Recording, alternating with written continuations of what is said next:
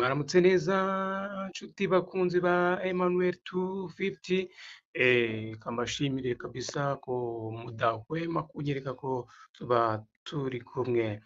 Ni igitondo cy'umunsi wa kabiri kabisa, turi kuri tariki 31 z'ukwezi kwa cyenda.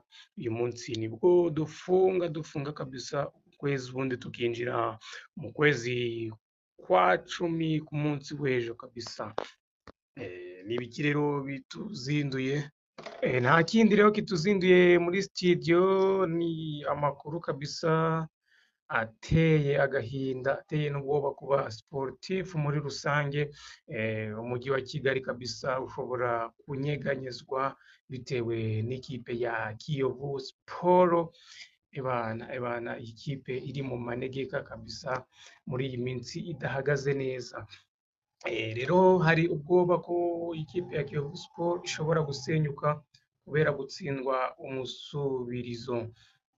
Ikipe ya Kiyovu Sport ni ikipe kabisa yari ikomeye mwawura mwaka n'umwahira myaka yatambutse, ariko ikipe muri uyu mwaka kabisa wa shampiyona ikaba itangiye kabisa iri mu manegeka, ikubitwa umusubirizo n'amakipe yose kabisa aje kabisa bahuye, akubita avunira mu mavi. Kiyovu Sport rwose igataha yimiza inyoso. Ikipe ya Kiyovu Sport yirahirwa na buri wese. Mu myaka ibiri ishize kabisa igeze aharindi mu kanyuma y'uko ikitwa intsinzi ikibara nk'inkuru, ibyishimo mu bafana bikaba iyanga, ndetse n'ubuyobozi bwabibona bukaruca bukarumira.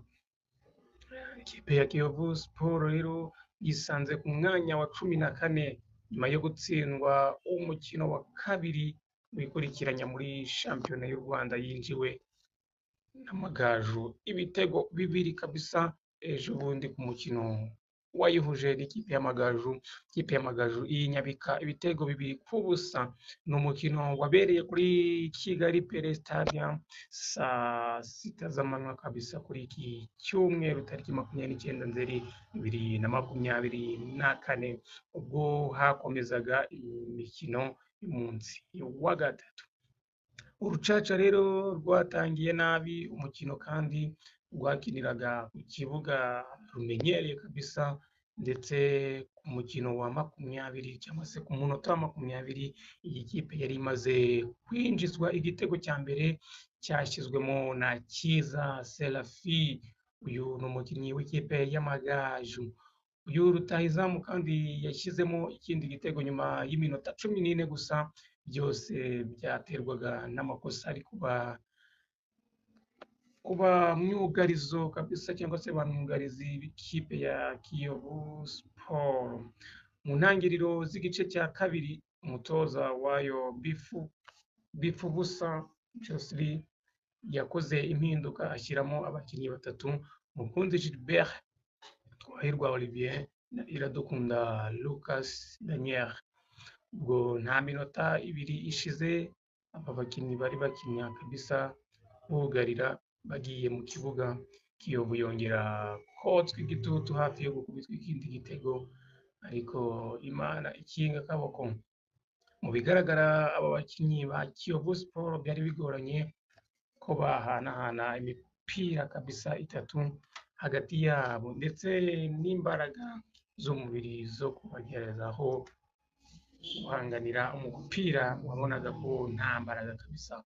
Mu bitapfa ubusa kabisa, keep manager yashyizemo Nsabimana Denis na Ishimwe Keve ngo arebe ko yakwegereza mu ry'amagaju, ariko kumena urukuta rw'amagaju kabisa bana ruyobowe na Aden Matona, no kubona izamu bikaba ikibazo. Ni ikipe rero ya Kiyovu Sport kabisa, imikino yose kabisa ikomeje kuyigora kabisa. Abantu bose bakomeje kuvuga ko iyi kipe ishobora gusenyuka, dore ko ari amakuru aturuka ku bantu bose kurikira imikino muri rusange, ko iyi kipe ya Kiyovu Sport ishobora kwisanga isenyuka. Ese ni ikibazo cy'amafaranga arimo? Ese ni ikibazo cy'iki? Bamwe baravuga ko ari ikibazo cy'uko Kiyovu Sport itahashye muri uyu mwaka kabisa, abandi bati yagurishije ba rutahizamu, ariko ntawamenya ikiri gutuma ikipe ijarajara kabisa, cyangwa se ijegajega muri defense, ikajegajega hose hashoboka. Ni ikibazo rero ku mujyi wa Kigali no ku gihugu muri rusange guhomba ikipe ya Kiyovu Sport.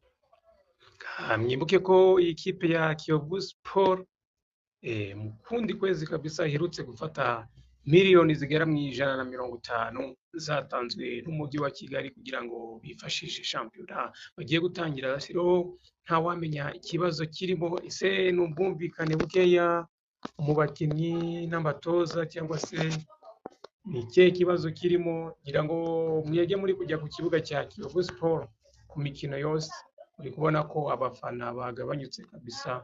Abafana batangiye kuyivaho iyi kipe y'ubukombe, ikipe ya Kiyovu Sport y'abayovu kabisa, hariya mu mujyi wa Kigali. Turebe rero ko wenda baraza kwisuzuma bagakosora ikibazo kirimo.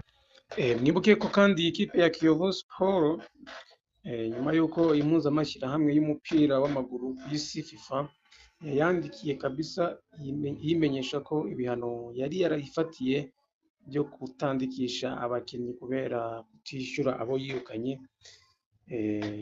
bishyura binyuranyije n'amategeko kabisa, byakuweho nyuma y'uko ubuyobozi bw'iyi kipe bwishyuye ibisabwa byose, ibindi bigahabwa umurongo ku mugoroba kabisa wari ku munsi wa gatatu, hari tariki 9 Kanama, nibwo iyi kipe ya Kiyovu Sport yakemuye ibibazo byose, ubundi igakemura ibibazo yari ifitanye na FIFA. Uwo munsi rero muri uwo muhango wari urimo FIFA ibababarira, niho Kiyovu Sport yerekanye abakinnyi izakoresha. Bamwe mu bakinnyi berekanwe bazafasha ikipe ya Kiyovu Sport mu mwaka 2024 na 2025, harimo uwitwa Nzeyurwanda Djihad Jimmy, Ishimwe Patrick, Mbonyingabo Regis, Kazindu Bahati G, Mukunzi Jibril na Byiringiro David.